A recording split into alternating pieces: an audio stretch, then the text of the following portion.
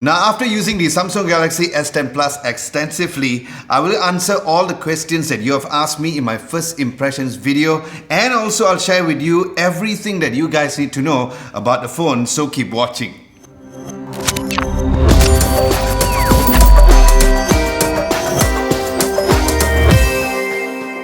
Hey, what's up guys, Adam Lobo here and you're watching Adam Lobo TV. If you guys are new, hello and welcome. Do consider subscribing to this channel as I release videos every single week, sometimes twice a week. And if you're returning as a subscriber, welcome back my friends. Now the unboxing experience of the Samsung Galaxy S10 Plus was slightly a different experience compared to the previous Galaxy S series, where the box comes in black with a huge S10 and Plus logo in the middle, with some of the specs at the back of the box, like the storage options and the other specs over there. Then opening up the box, you'll see another box tucked behind the front of the box where you'll find the SIM ejector pin outside, where the box houses the warranty booklet and the quick start guide. And you'll find the hardshell clear phone case. Then opening up the box reveals the phone itself.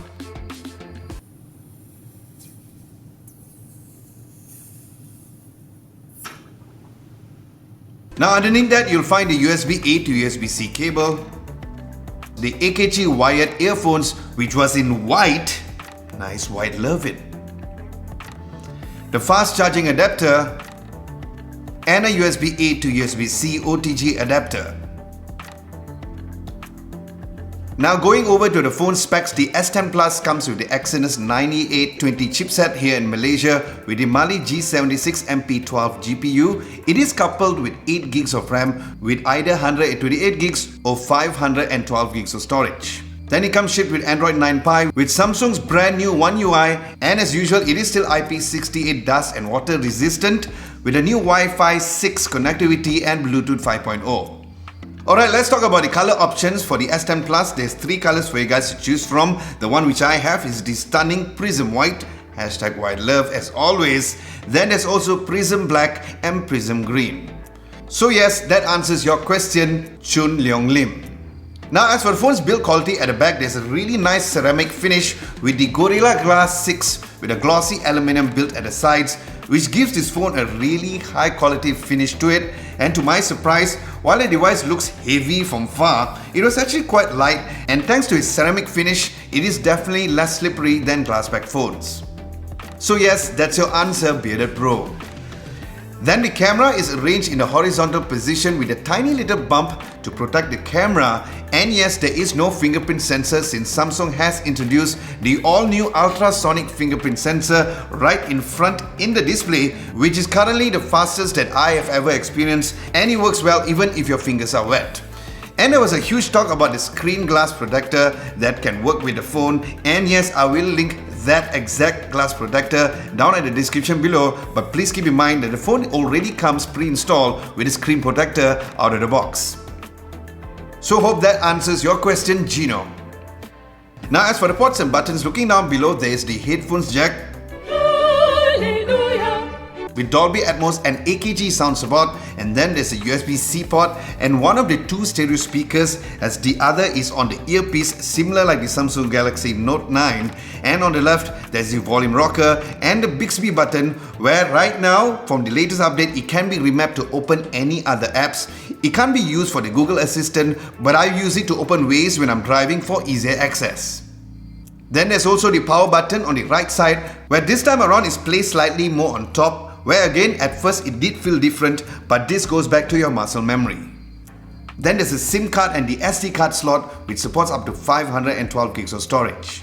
Now as for the phone screen, it has a 6.4-inch Quad HD Plus curved dynamic AMOLED screen, where Samsung has once again raised the ante by creating another stunning display on the phone, and the phone also introduced the laser cut Infinity O display, where for the S10 Plus it's more of a pill shape since it has 2 cameras in front. So yes, I can finally rest my eyes from the ugly looking notches.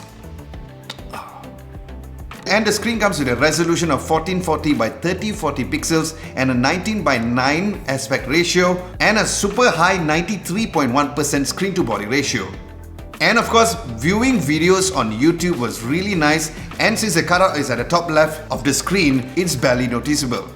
And for Netflix, the video screen covers just before the camera cutouts.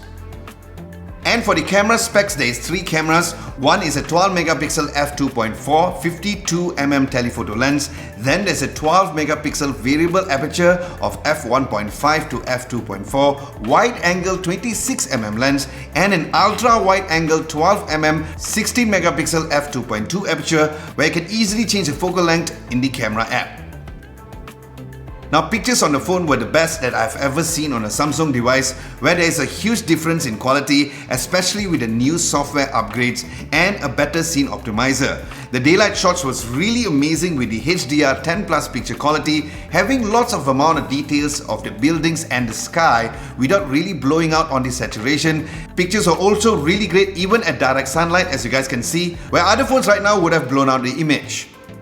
Now, there's also a huge improvement on the portrait mode where it was really good at capturing objects really nicely with the proper live focus features, and there's also other cool background features under the live focus menu within the camera app where other than blur, there's spin, zoom and color point, which is quite cool. And Samsung has also worked directly with Instagram to create the Instagram mode where the app crops the image just nicely according to the picture that you can take within the app and upload it on your Instagram stories or even the Instagram app. Now, there's no dedicated night mode, but the phone has a really good scene optimizer which plays a huge part when it comes to the night shots, where the night shots was really amazing, especially since there is an f1.5 wide aperture lens. Now, as for the front camera, it has a dual camera where one is a 10 megapixel f1.9 aperture and the other is a depth sensor of 8 megapixel with an f2.2 aperture.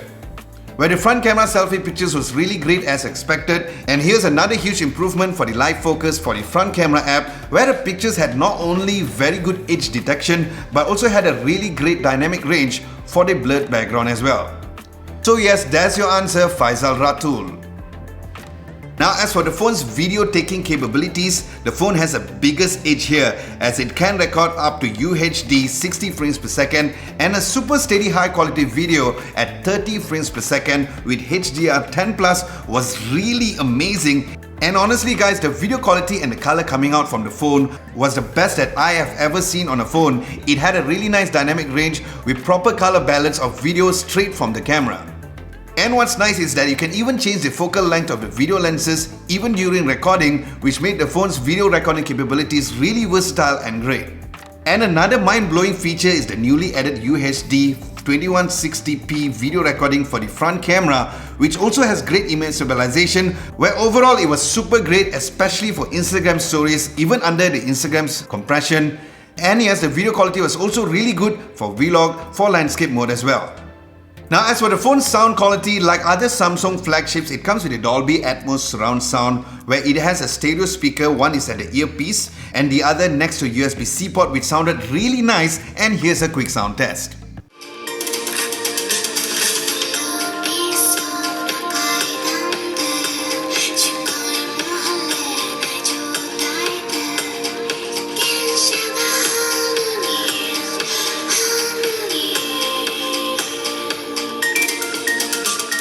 Now, as for the phone software, it is shipped with Android 9.0 Pie with a newly improved One UI. Now, I gotta say that although it is not stock Android, but the one-handed mode, the overall icons and the navigations was really great compared to the previous Samsung experience.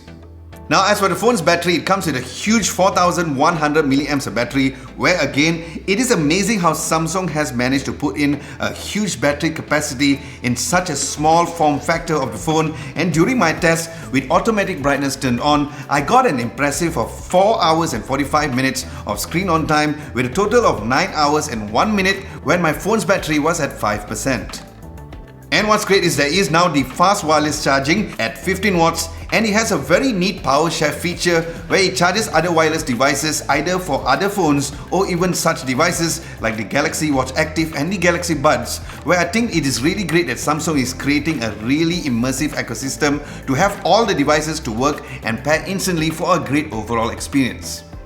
Now, since the phone is a flagship phone, there was no problems playing high graphic games like Asphalt 9 and PUBG on high settings, and yes, there were no heating up issues. And there's your answer, Safiq Samsu Shahrom. Now in conclusion, the Samsung Galaxy S10 Plus has set the highest bar when it comes to all the amazing features, a very attractive and slim design, a great camera and a good battery packed inside of the phone, and it clearly gives a statement to other phone manufacturers that this is the phone to beat, so it is going to be a very exciting 2019 indeed. Now as for the phone's price here in Malaysia, the 128GB storage variant is going for 3,699 ringgit and the 512GB variant is retailing at 4,599 ringgit. And in case you guys are planning to buy the phone online, you can get it at the description below. Alright guys, with this, do let me know what you guys think of the Samsung Galaxy S10 Plus down at the comment section below. Would you guys get it? Aside from that, thank you so much for watching. Hope you guys enjoyed this video. If you did, be sure to give this video a nice big thumbs up. Like, share and subscribe to Adam Lobo TV if you haven't done so. Don't forget to hit the bell icon just next to it to get notified for my future videos. Thank you so much for watching. This is Adam Lobo and I'll catch you guys in the next video.